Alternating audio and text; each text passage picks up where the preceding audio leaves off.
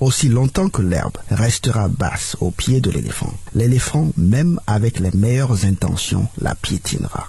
Il appartient aux peuples et aux entités les plus faibles de créer des mécanismes conventionnels et ou non conventionnels pour se défendre et se préserver de l'oppression volontaire ou involontaire des forts. Voilà l'essentiel du message que nous apportons au peuple des États-Unis d'Afrique. En août 2009, lors d'une tournée au Congo, Mme Hillary Clinton encaisse cette question de la part d'un jeune étudiant congolais. Et là, je paraphrase. Si demain je devenais président du Congo, et si j'essayais d'être indépendant, suivre mes propres idées et œuvrer pour l'intérêt de mon peuple, serais-je assassiné par les Américains? La question faisait clairement référence au rôle de la CIA dans l'assassinat de Patrice Lumumba. La réponse d'Hillary ne comporta ni regret, ni excuse, ni promesse de changement. Ce qui ne nous aurait pas émis outre mesure, mais ça aurait été déjà quelque chose. Au contraire, elle affirma qu'elle ne pouvait rien changer à l'histoire. Ce qui n'est pas faux. Qu'il était préférable d'oublier cette page sombre et de regarder l'avenir. Ça, c'est moins vrai. 2 ans plus tard, les forces de l'OTAN bombardent la Libye et assassinent Kadhafi. Ceux qui oublient les pages sombres de leur histoire sont condamnés à les répéter. De quoi est-il question aujourd'hui? Aujourd'hui, nous allons parler de l'intérêt national. S'il y en a qui ne voient pas le rapport, patientez un peu, vous le verrez tout à l'heure. Mais avant tout, faisons le répertoire des forces en présence. Par ordre croissant d'importance ou de pouvoir létal, et retenez bien le mot pouvoir létal ici, nous avons le bas peuple, la basse armée, la bourgeoisie civile, la bourgeoisie militaire, le président, les nations, les forces et les institutions coloniales.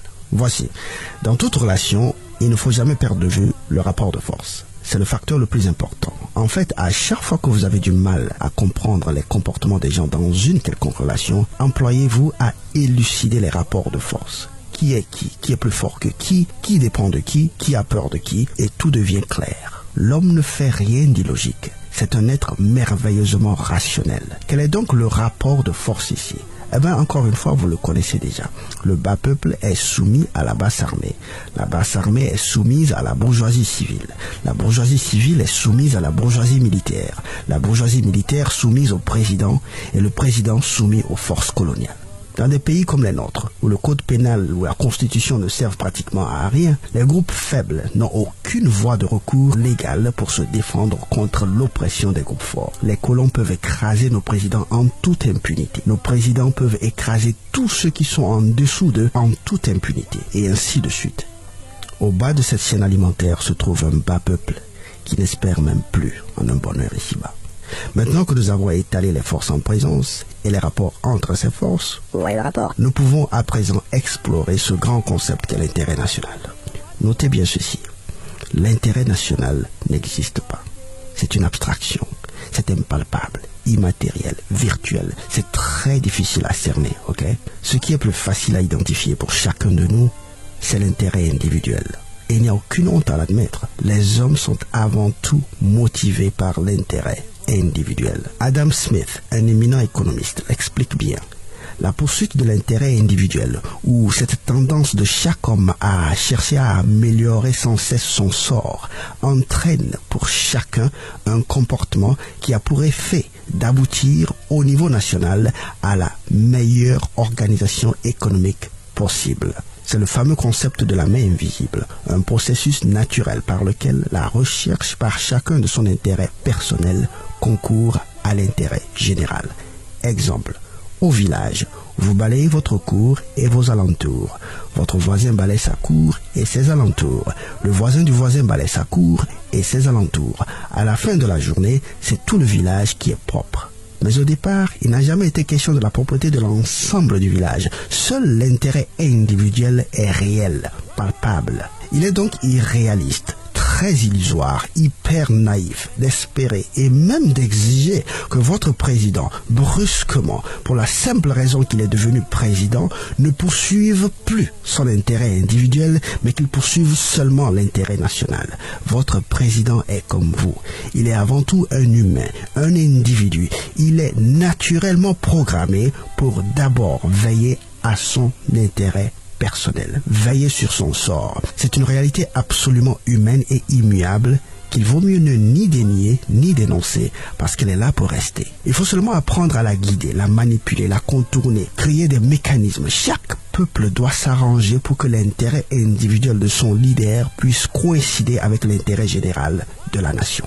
En d'autres termes, dans votre poursuite de l'intérêt national, qui n'est d'ailleurs qu'un déguisement de votre intérêt individuel, n'oubliez jamais que votre leader, lui aussi, est avant tout motivé par son intérêt individuel. Si ça ne l'arrange pas, il ne le fera pas.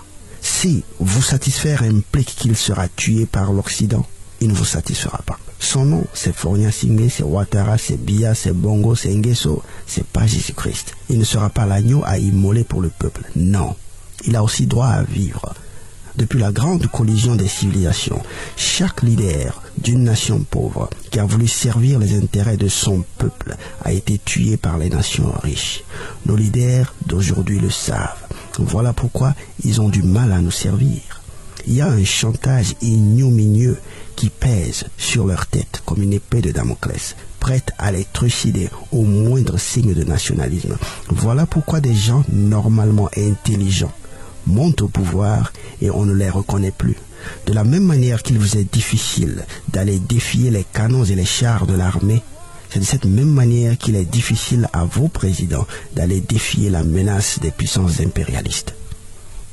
Dans ces conditions, comment est-ce que le président peut se faire respecter par les puissances coloniales? Comment est-ce que l'armée peut se faire respecter par le président? Comment est-ce que la bourgeoisie peut s'assurer du respect de l'armée? Et comment est-ce que le peuple, qui dans l'état actuel des choses est le maillon le plus faible de ce spectrum, peut se garantir le respect de toutes les autres forces?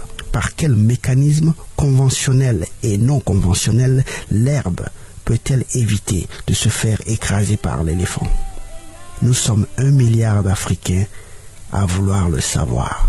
L'histoire nous l'enseigne et nous allons le partager dans les prochaines leçons.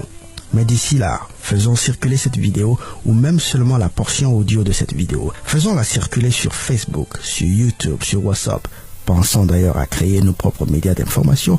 Faisons aussi circuler dans nos stations de radio locales. Nous devons explorer et exploiter tous les moyens pour contourner la balourdise de notre système éducatif et illuminer le peuple africain pour l'intérêt du peuple africain.